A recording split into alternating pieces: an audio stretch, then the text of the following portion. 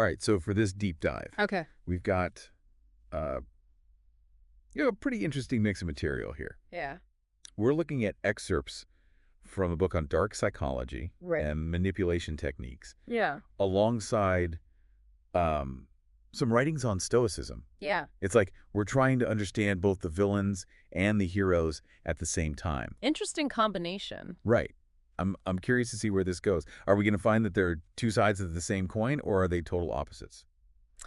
It's definitely thought-provoking. Yeah. I think what's really interesting is how the sources approach human behavior. Okay. So dark psychology kind of dives into the minds of those who manipulate others, Right. while Stoicism, it really focuses on self-control and virtue. Right. It's almost like comparing an instruction manual for manipulation Oh, wow. with like an ancient guide to living a principled life. Okay, I'm hooked already. Yeah. So the book on dark psychology jumps right into this concept called the dark triad of personality traits. Yeah. Narcissism, Machiavellianism, and psychopathy. You got it. Now, those terms get thrown around a lot these days, but I have to admit, I don't really understand what they mean. Right. Beyond just like a general sense of badness. Yeah, they've become kind of sensationalized. Right. And what's really important to remember is that these traits exist on a spectrum. Okay. We all have a little bit of each. Really? And they can actually be beneficial in certain contexts. Yeah. So you're saying someone could be a little bit narcissistic, Yeah, and it's not necessarily a bad thing. absolutely. Wow. A healthy dose of narcissism, for example, can translate into self-confidence and ambition. Okay. Think of like a CEO who needs a strong belief in their vision Right. to lead a company successfully. Yeah. The source material paints a really vivid picture of narcissists as snake charmers. Okay. They can be incredibly charismatic and persuasive, Right. often excelling in high-pressure environments. That makes sense. But I guess the line gets blurry Yeah. when it tips over into excessive self-importance and a need for constant admiration, right? Yeah. Like, how does someone go from healthy confidence Yeah. to full-blown narcissist? That's the million-dollar question. Right. The book suggests that early experiences, like childhood trauma, Oh, wow. or even excessive praise can play a role. Okay. But there's still a lot we don't know Yeah. about how these personality traits actually develop. Does nature and denurture? Possibly. Possibly. Yeah. I'm starting to see why this whole topic is considered dark. Yeah. It's complex and not easily explained. Right. What about Machiavellians? I always picture some shadowy figure plotting in a dimly lit room. Well, the source material does describe Machiavellians as masters of manipulation, comfortable bending rules for personal gain. Right. But they're not necessarily these like evil masterminds lurking in the shadows. Okay. Think of someone who's incredibly strategic, Okay. kind of detached from conventional morality. Okay. They see the world as a game to be won. And they're willing to use whatever tactics necessary to come out on top. I guess we all know someone who seems to get ahead no matter what, Right. even if it means stepping on a few toes along the way. Exactly. It makes you wonder how much of that is calculated manipulation Yeah. and how much is just ruthlessly ambitious personality. Right. And that's the complexity of human behavior. Yeah. It's rarely black and white. Right. These traits exist on a continuum. Yeah. And what might seem like Machiavellian maneuvering in one context could be seen as shrewd negotiation in another. So context matters. Absolutely. It's not just about labeling people as good or bad based on these traits. Exactly. It's about understanding the nuances Okay. and how these traits can manifest in different ways. Okay, on to the last member of this dark triad psychopathy. Right. Now, this one really sends chills down my spine. I mean, the source talks about a chilling lack of empathy Yeah. and remorse, even deriving pleasure from causing pain. It is disturbing. That's pretty disturbing. It is, and it's important to distinguish between psychopathy as a clinical diagnosis Yep. and the more casual use of the term. Right. Not everyone who displays callous or manipulative behavior is a psychopath. Okay. True psychopathy is a complex condition Right. characterized by a very specific set of traits and behaviors. So we're talking about a very specific and thankfully rare Yeah. type of individual here. Yes. But I have to admit, the idea that some people might actually enjoy inflicting pain Yeah. is pretty unsettling. It is a disturbing thought. What does the book say about the motivation behind that? That's where things get really murky. Okay. The source touches on something called everyday sadism. Everyday sadism. People who seem to enjoy cruelty for its own sake. Wow. One theory is that it's a way for them to feel something, anything, Okay. in the face of emotional emptiness. So it's almost like a twisted form of seeking connection Right. or stimulation. Right. Like they're so detached from their own emotions that they need to create chaos Yeah. or inflict pain to feel alive. Yeah. It's a disturbing thought, and it highlights just how complicated human behavior can be. Yeah. It's not about condoning these actions, Right. but rather trying to understand the deeper psychological mechanisms at play. Wow. This is all pretty intense. Yeah. I have to admit, just reading about these dark traits makes me feel a little vulnerable. Sure. Like, what if I encounter one of these people in real life? How do I even recognize the signs? That's a valid concern. Yeah. And I think it's important to remember that knowledge is power. By understanding these traits and the tactics associated with them, Okay. you're better equipped to protect yourself. Right. It's not about becoming paranoid, Right. but rather developing a healthy sense of awareness. So it's like having a radar for potential red flags. Exactly. But awareness is only half the battle, right? Right. What do we do if we encounter someone who seems to be using these dark tactics against us? That's where the Stoicism part comes in, right? That's exactly where Stoicism comes in. Okay. It can offer some valuable insights into navigating these situations. Okay. But before we jump into that, Yeah. let's explore some of those manipulative tactics in more detail. Okay. I think the book has some pretty eye-opening example Okay. that might be helpful for you to recognize. Okay, I'm ready. Let's dive into the manipulation playbook. All right, let's do it. Okay, so let's dive into some of these manipulative tactics.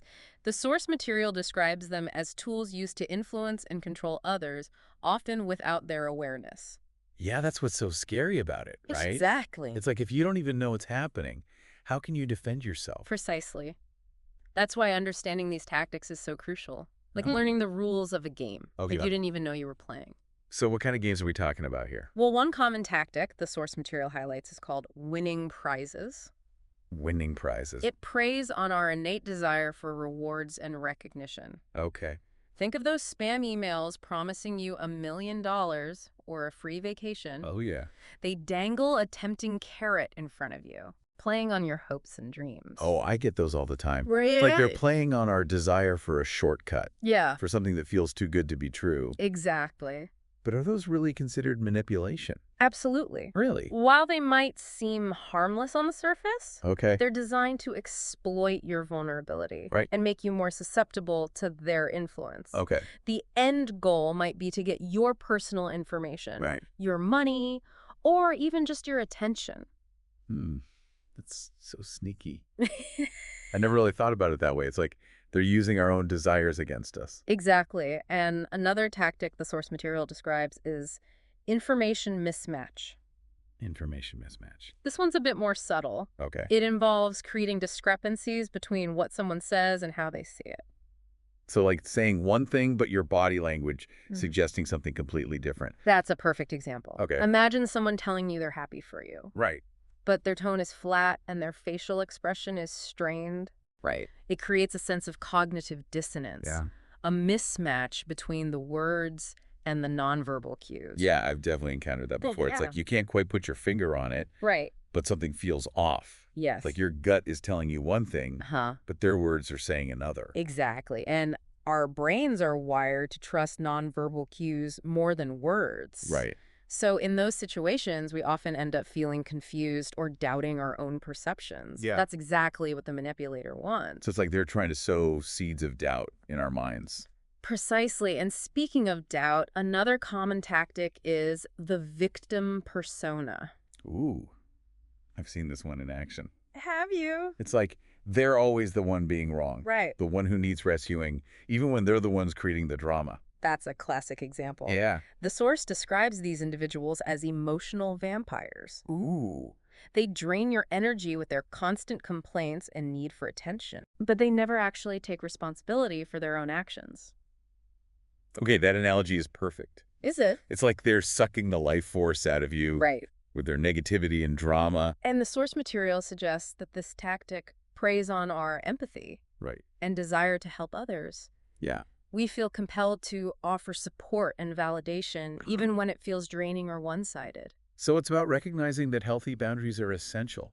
Absolutely. We can offer support without becoming entangled in their emotional web. Exactly. And another tactic that often goes hand in hand with the victim persona is guilt tripping. Ah, yes. The classic guilt trip. I think we've all been on the receiving end of that one at some point. We probably have. Yeah. It's a tactic that exploits our emotional bonds Right. and our desire to be seen as good and caring. Yeah. The manipulator might make you feel obligated to do something for them, Right. even if it goes against your own needs or values. Like they might say things like, if you really cared about me, you'd do this, or I thought you were my friend. Exactly. It's a way of using emotional leverage to get their needs met, often at the expense of your own well-being. This is all starting to feel like a minefield out there. How do we even begin to navigate a world where people are using these tactics against us? Well, that's where Stoicism comes in. Okay. It offers a really powerful framework for dealing with these situations. Yeah. One of the core tenets of Stoicism is focusing on what's within our control, Right. our thoughts, our actions, our reactions, and Yeah. accepting what we can't control. Okay, I get that in theory, but how does that actually help me deal with a manipulator?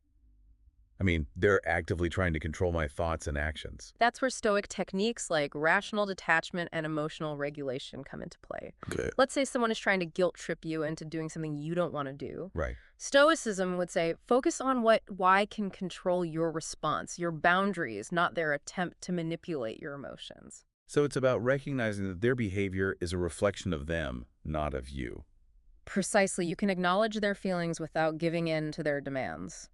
Okay. You can say something like, I understand you're feeling upset, but I'm not comfortable doing that.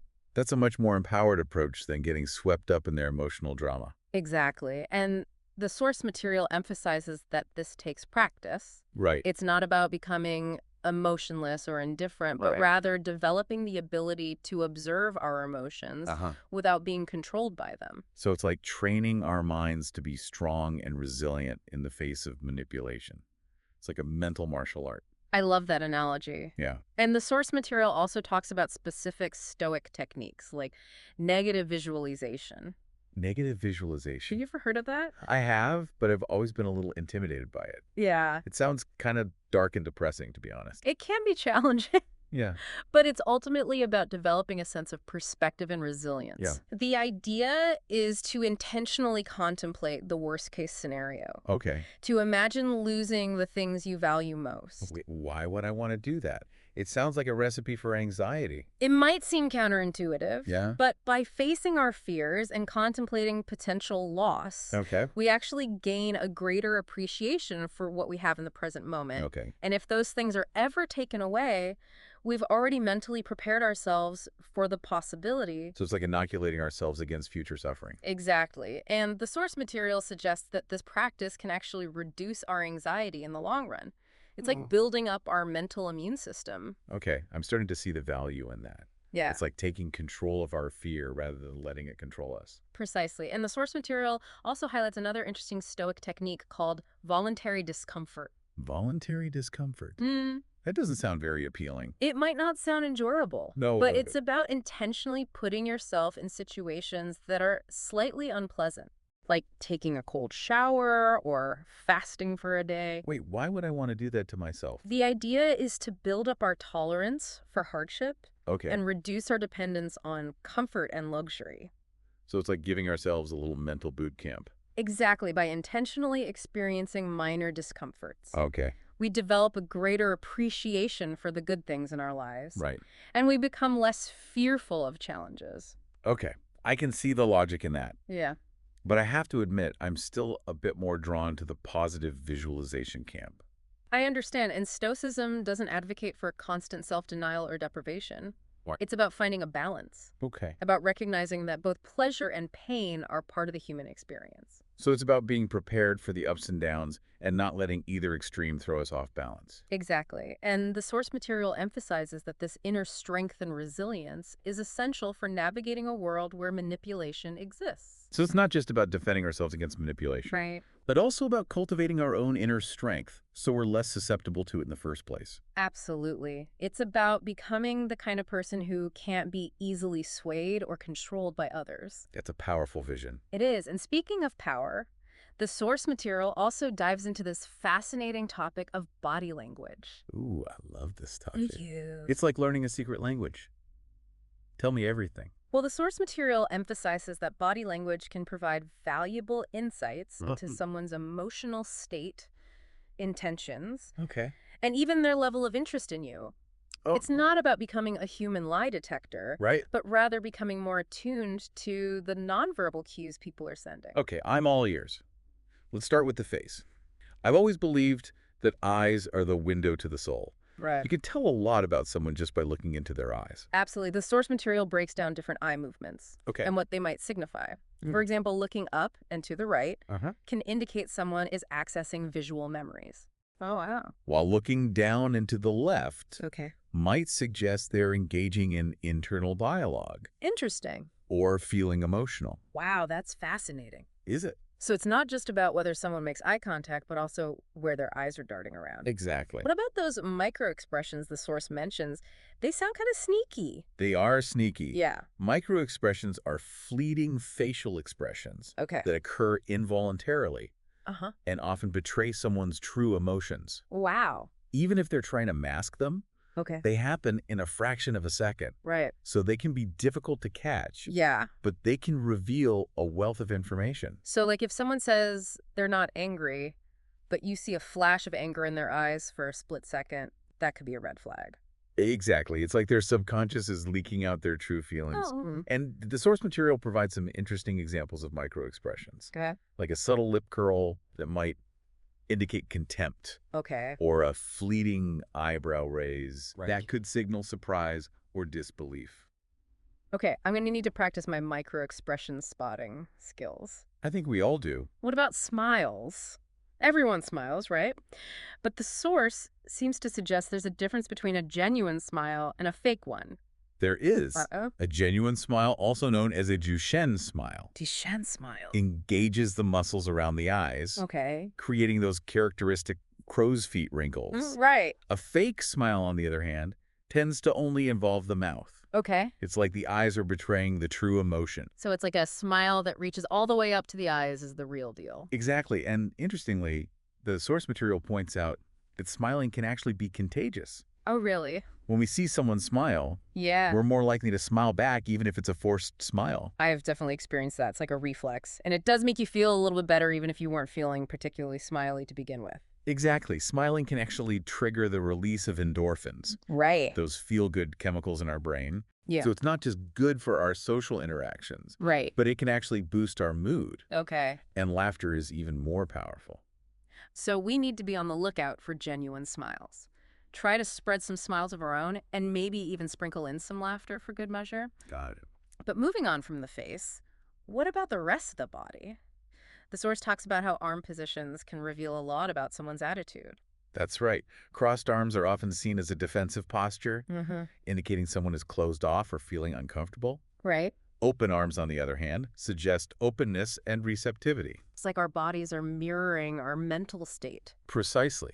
And then there's the fascinating world of hand gestures. Ooh. The source points out that our hands are incredibly expressive, Right. capable of conveying a wide range of emotions and intentions. I'm a total hand talker, so I'm definitely guilty of this.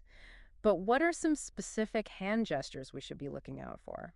Well, rubbing your palms together Uh-huh. can indicate anticipation or excitement. While steepling your fingers might suggest confidence or even arrogance. Interesting. Hidden hands, like keeping them in your pockets or behind your back, Right. can signal nervousness or deception. It's like our hands are giving away our inner monologue. Hmm. We've covered the face and the arms, but what about the legs?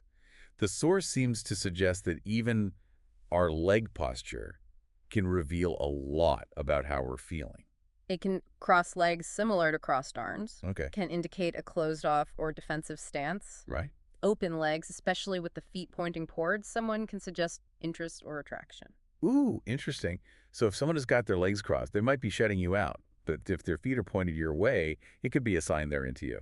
That's a simplified interpretation, of course. Right. But it highlights how even subtle body language cues can provide valuable information about social dynamics. Yeah. And the source even goes into how men and women might use body language differently to signal attraction. Okay, tell me more.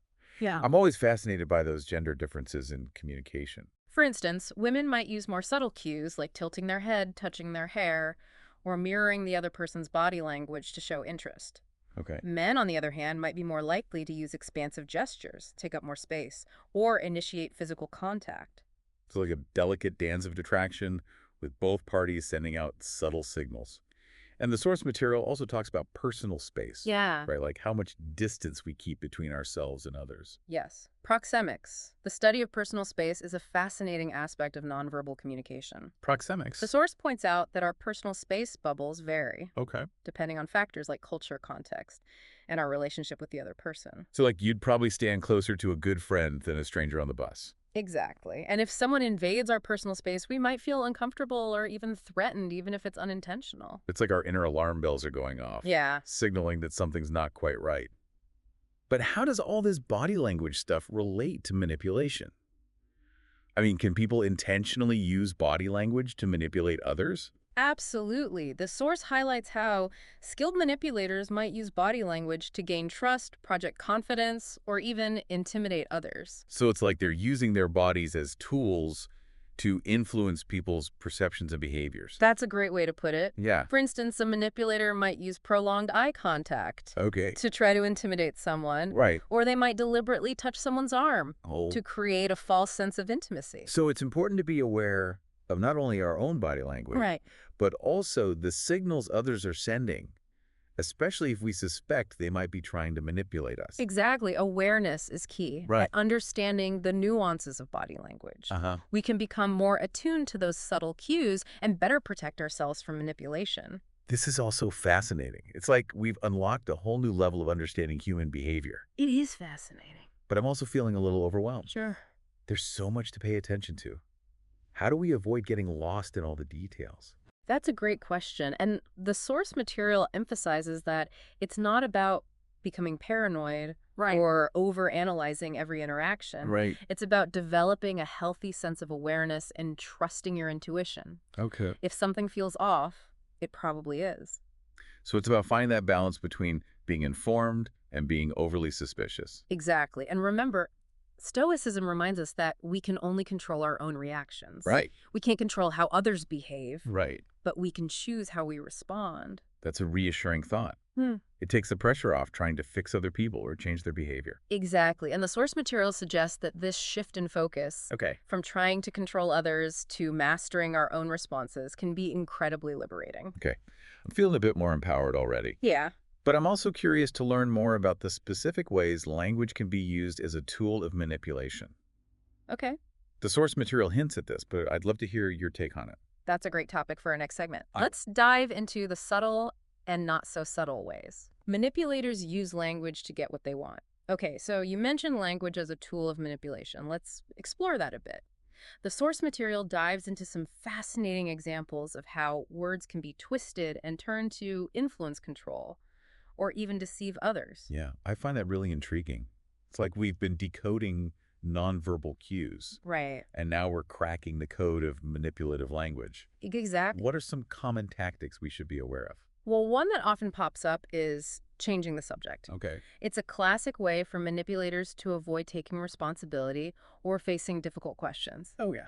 Imagine you're trying to have a serious conversation with someone, Right. and they keep deflecting or bringing up irrelevant topics. I know that one all too well. It's like they're trying to create a smokescreen Right. to distract from the real issue. Exactly. It can be incredibly frustrating, especially when you're trying to resolve a conflict or get some clarity. It is. And the source material suggests that this tactic is often used to maintain control of the conversation Okay. and avoid accountability. So it's a way of dodging the emotional bullet. Precisely. And another tactic that can be even more insidious is gaslighting. Gaslighting. Have you ever heard of that term? I have, but I'm not sure I fully understand what it means. Gaslighting is a form of psychological manipulation where the manipulator tries to make the victim doubt their own sanity or perception of reality. Oh, wow. They might deny events that actually happened, Really? twist the truth, or even accuse the victim of being crazy or imagining things. Wow, that sounds incredibly damaging.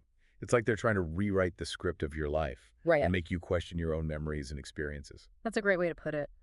And the source material emphasizes that this tactic can be incredibly effective, especially if the manipulator is someone you trust, like a partner, family member, or close friend. So it's about being aware of these tactics and trusting our own instincts. If something feels wrong or off, We need to pay attention to that inner voice. Absolutely. And the source material also talks about how manipulators often use our insecurities against us. They might make subtle digs disguised as jokes, Yeah. offer backhanded compliments, Right. or even try to isolate us from our support network. It's like they're constantly chipping away at our self-esteem, making us more dependent on their approval. Exactly. And the source material emphasizes the importance of developing a strong sense of self-worth Okay. and surrounding ourselves with people who support and uplift us. So it's about recognizing our own value and not letting anyone diminish it. But I'm also curious about those more subtle linguistic cues, the ways people use words to influence or persuade us without being overtly manipulative. The source material touches on this, but I'd love to hear your thoughts on it. That's a great point. Language is incredibly powerful. Right. And even seemingly innocuous words can be used to shape our perceptions and influence our decisions. Do you have any examples? Well, the source material talks about the use of weasel words. Weasel words. Words or phrases that are intentionally vague or ambiguous, Okay. allowing the speaker to avoid making concrete commitments or taking responsibility. So like instead of saying, I'll do it, they might say, I'll try my best or I'll see what I can do. Exactly. It creates an illusion of agreement or action Right. without actually committing to anything specific. That's so sneaky. And I bet it's used all the time in advertising and politics. You're absolutely right. And another tactic the source material highlights is the use of emotional language. Emotional language. Words that are designed to evoke strong feelings, often bypassing our rational thinking. So like instead of presenting facts or evidence, they appeal to our fears, our desires, or our sense of guilt. Precisely. Think of those commercials that use heartwarming images of children or animals to sell products or political campaigns that use fear-mongering tactics to sway voters. It's like they're trying to hijack our emotions to get us to buy into their message. Exactly. And the source material emphasizes the importance of being aware of these tactics Right. and learning to detach our emotions from the language being used. Okay. It's about asking critical questions, Yeah. evaluating the evidence, and not letting our feelings cloud our judgment. So it's like building up our mental immunity to persuasive language. That's a great way to put it. And the source material also suggests that practicing Stoicism can be incredibly helpful in this regard. Okay. By learning to control our emotional responses and focusing on what's within our control, Right. we're less likely to be swayed by manipulative language. This deep dive has been quite a journey. We've explored the dark triad of personality traits, delved into the depths of manipulative tactics, and even learned to decode the language of manipulation. It's been fascinating, but I have to admit, it's also been a bit overwhelming. I'm feeling a little bit like I need to go detox from all this negativity.